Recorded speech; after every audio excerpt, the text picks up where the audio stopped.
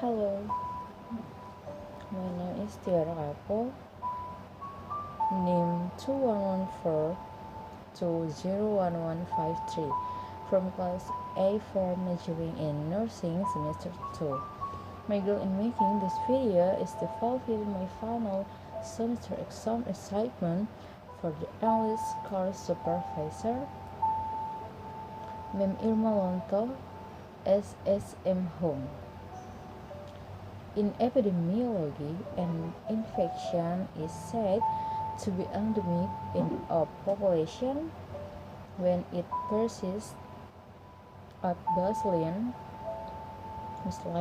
levels in a particular geographic area without external input. For example, chickenpox is endemic in the UK, but malaria is not. The difference between endemic, epidemic, and pandemic. What's the difference between the three? In the spread of a disease, there are several levels that occur. Endemic disease develop into epidemics if it spreads throughout the world. It is called a pandemic. The World Health Organization, or WHO, declared the COVID-19 a global pandemic on March 11, 2020. However, 1 year has passed. The spread of COVID-19 has not stopped. The latest statement from WHO that COVID-19 is an endemic disease. Therefore, this disease will continue to exist and not completely disappear. Definition of endemic. Endemic is a disease that appears and becomes characteristic in certain areas. For example, malaria in Papua. Another example of disease in Indonesia is dengue hemorrhagic fever or DHF. This disease will always exist in the area, but with a low frequency or number of cases. Definition of epidemic. An epidemic occurs when a disease has spread rapidly to a particular region or country and begins to affect the population of the region or country. Examples of the disease are the Ebola virus in the Democratic Republic of the Congo, or DRC, in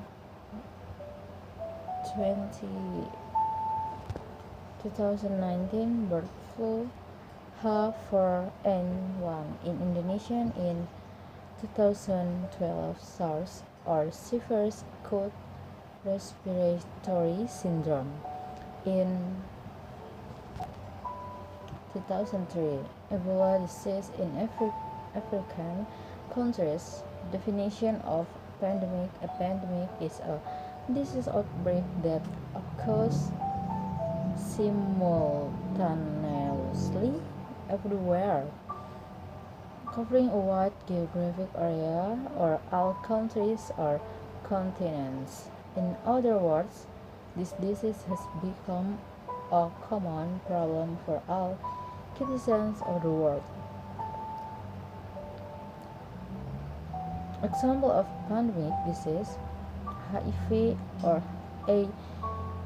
AIDS and COVID-19. Influenza was once a pandemic category of disease and spread throughout the world.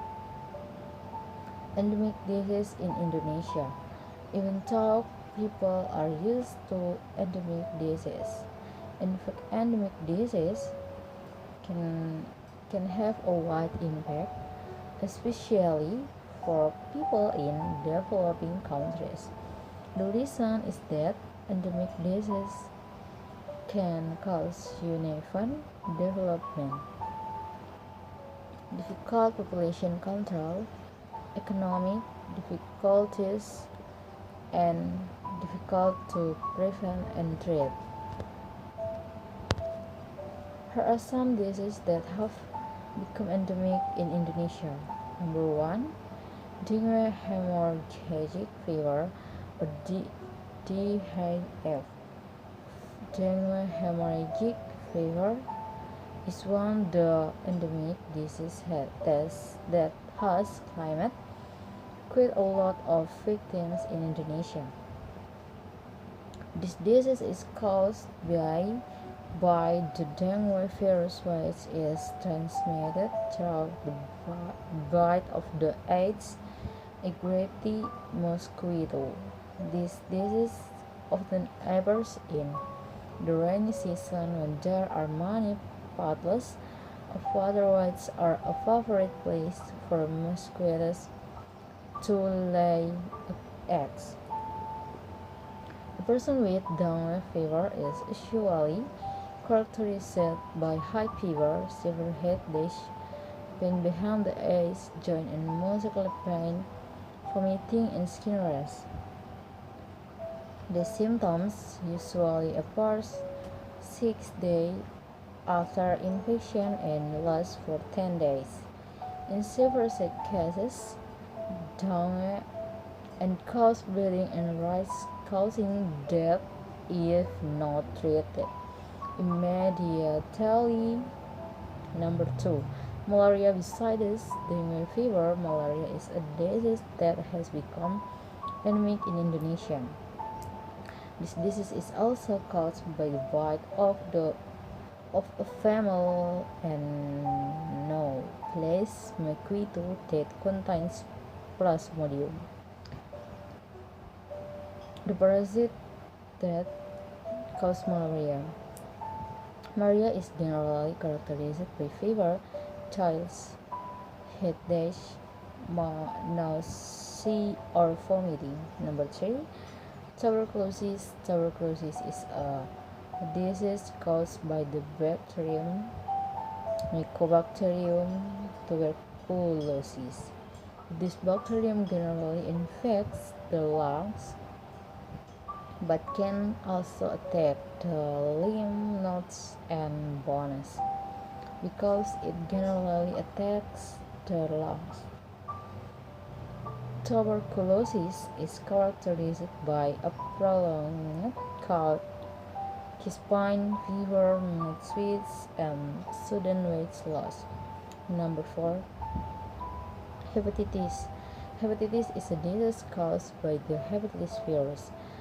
This disease, which has become endemic in Indonesia, has 5 types, namely hepatitis A, B, C, D, and A. Each type has different symptoms and severity from Indonesia. Hepatitis has also become an endemic disease in Myanmar, China, and other Southeast Asian countries. Number 5, leprosy. Leprosy is a disease that attacks the skin and nerves. This condition is caused by infection with Mycobacterium leprae. Symptoms caused by leprosy include white patches, numbness on the skin, and a tingling feeling to hand or foot, muscle abnormalities. Number 6, leptospirosis. Leptospirosis is caused by the bacterium Leptospira integrans, which is transmitted through animal urine. This condition is very vulnerable to attack individuals who have direct contact with animals, such as farmers and workers at abattoirs. People who live with poor sanitation also tend to be susceptible to this disease. Some of the symptoms caused by leptospirosis include high fever, headache, muscle jaundice, vomiting, diarrhea, and skin rashes. Number 7, filariasis. You must have heard of elephant disease. Well, filariasis is another name elephantiasis. This disease is an infection disease caused by earworm infection. Transmission is caused by mosquito bites. Filariasis can cause disability and discomfort due to swelling in various parts of the body. How to prevent endemic disease? Efforts to eradicate endemic disease must include the prevention of the most basic disease-causing factors. Therefore, it takes quite a long time and a wide scope to do it. However, you can still protect yourself from this disease. This is also one of the first steps to help eradicate endemic disease. Here's now. Number 1, maintain endurance. By maintaining your immune system, you will be less susceptible to disease, including endemic disease that exist where you are. Increase endurance by eating nutritious foods, getting enough rest, maintaining an ideal body weight, exercising regularly, quitting smoking, managing stress well, and washing hands frequently with soap. Number 2, keeping the environment clean. Keep your home environment clean to avoid disease-causing germs and disease-carrying animals. The trick is to clean every room in the house regularly, especially in rooms that are used most often, such as bedrooms, kitchens, and bathrooms. In addition, also clean the yard of the house. If there is a container that can help hold stagnant water and has the potential to become a mosquito breeding ground, clean it so that mosquitoes do not lay eggs and breed there. It is also important to break the life cycle of disease-carrying mosquitoes. Number 3, avoid contact with sick people. As much as possible, avoid contact with sick people. One way is by not sharing food or drinks from the same container with people who are sick. In addition to the methods above, the government has also taken various steps to prevent the spread of endemic disease in Indonesia by conducting counseling and even providing preventive medicine for certain diseases. In the case of filariasis, for example, the government carried out a filariasis elimination program by providing mass prevention drugs in various filariasis endemic areas. Effort to overcome endemic disease in Indonesia cannot only focus on treatment. Now, more emphasis is placed on eradicating this disease by promoting the promotion of healthy lifestyles and providing education regarding the prevention of infection disease.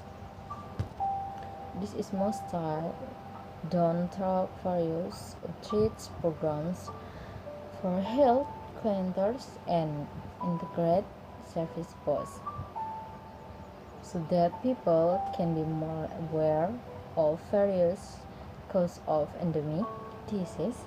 The support of our members of the community is certainly needed to prevent and overcome endemic diseases that occur. And for friends who are still confused about going to college wherein, I invite friends to join us at the Development University of Indonesia Manado, which has 6 faculties with study programs, namely the Agriculture Faculty of the Business Study Program, the 2 law faculties of the Law Study Program, the Engineering Faculty of the Electrical Engineering Study Program, and Civil Engineering, Social Science, Political Science, English, Literature and Nursing Faculty, the Nursing Science and Nursing Profession. I would like to invite the public or prospective students and new students who may be entering the work of college to join together with us at UNP, because this campus can provide the best experience and education in its field. UNP Chair.